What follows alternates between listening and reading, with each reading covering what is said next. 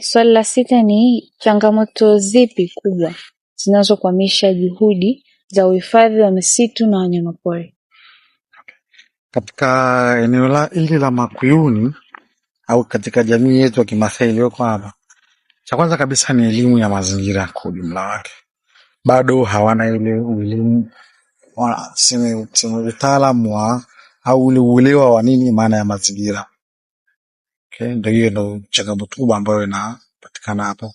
Kwa hiyo inapelekea sasa wanakata mkaa bila kuelewa kwamba unavokata mkaa hapa utaharibu eneo hili, misitu itaondoka, vyanzo vya maji vitakauka na wanyamapori walioko hapa wenyewe wataondoka vile vile. Changamoto nyingine kunayo ni wanyamapori hasa kuvamia katika mashamba yao. Ndio. ya kilimo.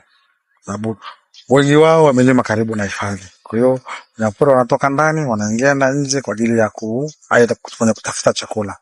So kwenye kutafuta chakula au kwenye mapito yao ambao wamea block kwa kutengeneza nyumba, basi wanyamapori wanafika katika maeneo yale wanafanya uharibifu wa mazao au uharibifu wa nyumba.